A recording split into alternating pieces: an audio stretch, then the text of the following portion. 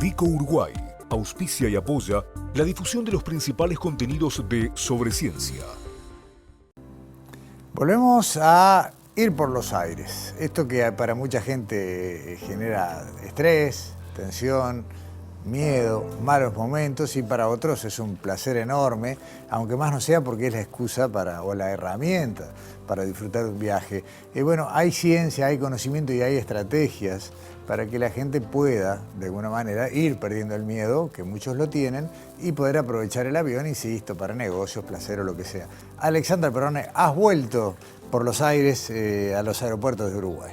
Sí, ¿cómo andás, Gustavo? Sí, de la jornada que estuvimos en el aeropuerto de Melilla, traemos más entrevistas y hoy justamente vamos a volver a hablar sobre ciencia del miedo a volar. ¿Por qué volver a hablar? Porque bueno, el año pasado, en el 2023, estuvo aquí en piso la psicóloga aeronáutica María Ángela Melón, que ella es psicóloga en emergencia y desastres y es facilitadora de la gestión del error humano, lo que se conoce como CRM, y es instructora de emergencia en la DINASIA, en la Dirección Nacional de Aviación Civil, y justamente fuimos con ella para hacer lo que ella llama psicoeducación del vuelo, que es hablar con un piloto y con ella, justamente para poder conocer esas cosas que muchas veces uno no sabe, qué es lo que pasa dentro de un avión a nivel técnico, a nivel físico, y los aspectos de la psicología que pueden justamente despertar el miedo a volar. En esta primera parte del informe conocemos a Federico Calero, que es piloto comercial.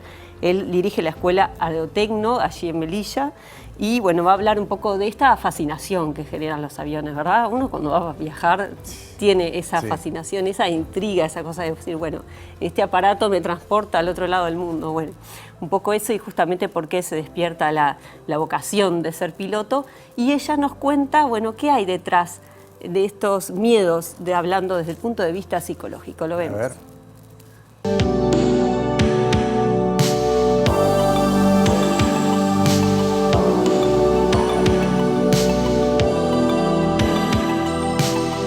Ser piloto en principio por una curiosidad de niño, de vincularme en parte con una herencia familiar de pilotos que viene desde mi bisabuelo, a quien no conocí, pero por medio de un tío sí me empecé a vincular con la aviación, con los aviones, por medio de maquetas, revistas, cuando niño. Los aparatos estos que volaban cuando uno es niño lo fascinan y lo llevan a querer entender por qué esa máquina hace eso que los demás no pueden.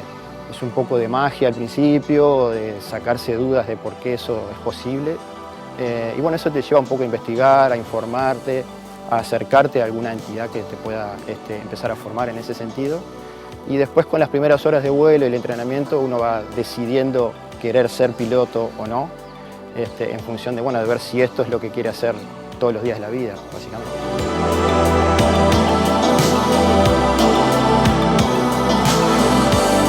La tecnología que hace que la aviación o que los aviones sean el medio de transporte más seguro del mundo son básicamente los que se combinan con el entrenamiento de los pilotos para una correcta toma de decisiones y una mejor gestión de cabina. Hablando específicamente de la parte de vuelo, también hay avances tecnológicos para los servicios de tránsito aéreo.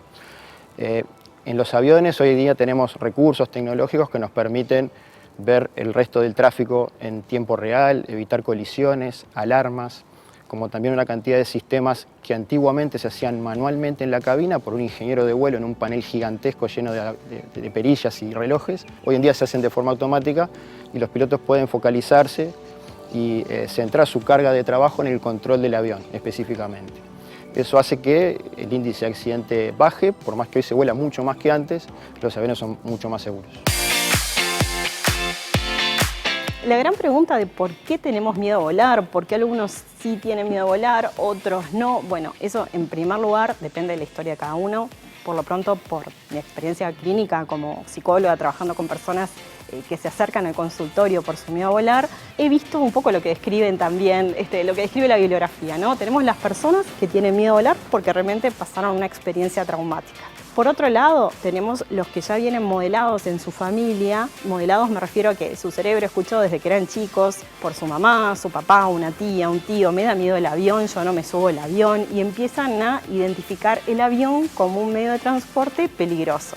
lo cual se suma y se agranda cuando vemos películas de accidentes aéreos o escuchamos alguna noticia.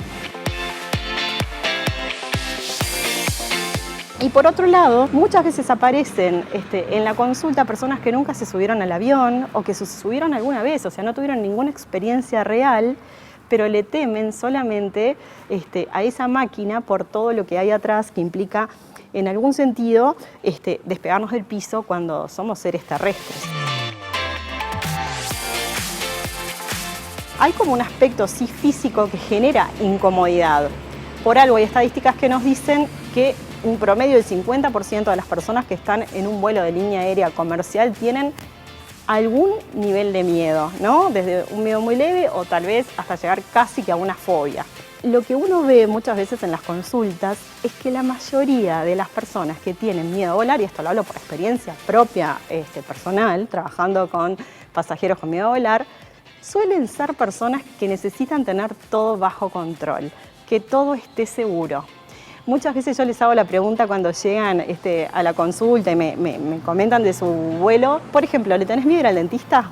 ¿O le tenés miedo a una cirugía? Y en general te dicen que sí. ¿Qué hay en común? Que hay que ponerse en manos de otros, y en manos de otros donde vos estás poniendo simbólicamente tu vida, ¿no?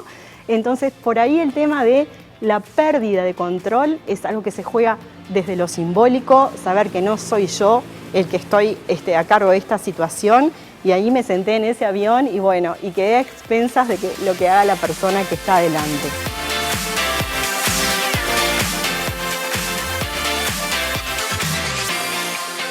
Interesante lo que decía María Ángela ahí al final, Alexandra, ¿no? Ya no es solamente un tema de pensar, bueno, estoy en el aire, estoy suspendido en una máquina, sino en manos de quién. Claro, bueno, y mejor no pensar, ¿no? Pero, no, bueno, es un poco eso. Gusto, no, pero sí, justamente sí. Ella lo que habla es esto de la psicoeducación del vuelo, claro, de que nos gane nuestra parte racional, ¿no? Y bueno, y la segunda parte del informe vamos a hablar de la física del vuelo, de por qué vuela un avión. Federico nos cuenta qué pasa justamente con el avión en momentos como el despegue y el aterrizaje. Bien. Que generalmente coinciden con los momentos en los que la gente más miedo tiene. Sí, más miedo tiene. Y bueno, y nos habla un poquito de esto también María Ángela, ¿no? ¿Qué pasa con esos miedos que hay detrás en estos momentos y también cómo podemos superarlo cuando estamos en el avión? Lo vemos. A ver.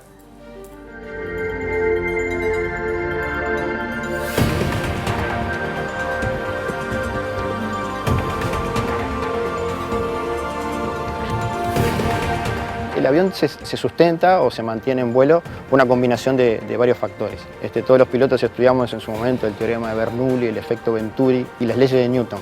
Una combinación de todo eso hace que se genere la fuerza aerodinámica, que es la opuesta al peso que mantiene al avión en vuelo. El avión se mantiene en vuelo exclusivamente por su relación con la masa de aire que lo rodea. Él no está en contacto con ninguna otra cosa más allá de las partículas de aire que pasan por su alrededor. Mientras haya aire y tenga suficiente velocidad, el avión va a tener suficiente energía y capacidad de sustentación para mantenerse en vuelo. El despegue y el aterrizaje son las fases de vuelo que yo no las llamaría más peligrosas, sino más riesgosas. Los peligros o amenazas en el vuelo están, pero cuando evaluamos los procedimientos y la tecnología que utilizamos en los aviones, nos centramos en evaluación del riesgo. Qué tan riesgoso es el evento potencial. El despegue es una maniobra en la que el avión busca ganar velocidad hasta alcanzar una velocidad mínima de vuelo y una energía suficiente para generar sustentación e irse al aire. El aterrizaje es una maniobra de precisión efectuada por el piloto normalmente o en algunos casos de forma automática, pero no es una maniobra exigente para el avión en sí mismo, sino una maniobra en la que se aproxima a una pista a una velocidad mínima que permita controlar el avión, poder aterrizarlo en una superficie de longitud limitada y estar suficientemente por encima de una velocidad mínima de seguridad, todo eso al mismo tiempo.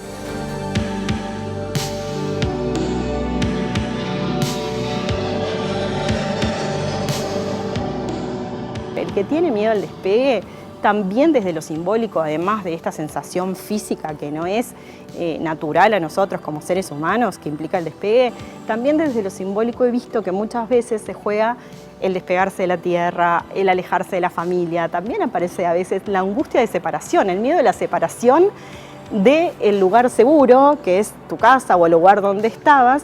Por eso muchas veces hay pasajeros que tienen más miedo cuando despegan y cuando se van hacia otro destino, y ese miedo, increíblemente, también en el despegue no es tan fuerte cuando regresan a su casa. Lo que hacemos tanto para los pasajeros que le tienen miedo al despegue y aterrizaje, que por mi experiencia en general es más al despegue que al aterrizaje, es poder, por un lado, hacer psicoeducación del vuelo, ¿no? Bueno, explicarles, muchas veces con la ayuda de un piloto, esto se hace, explicarles por qué vuela un avión, qué es el medio de transporte más seguro, cómo se entrenan los pilotos, para poder ir trabajando en esta confianza hacia alguien que no conocen y que va a ser quien los va a transportar.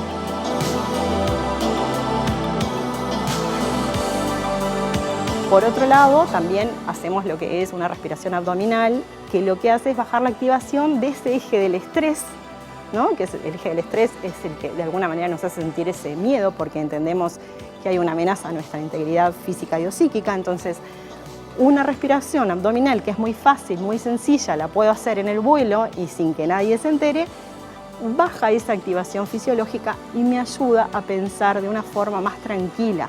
Por ende, darle más espacio a lo racional. Y lo racional ya lo teníamos entrenado con la psicoeducación del vuelo que hicimos antes.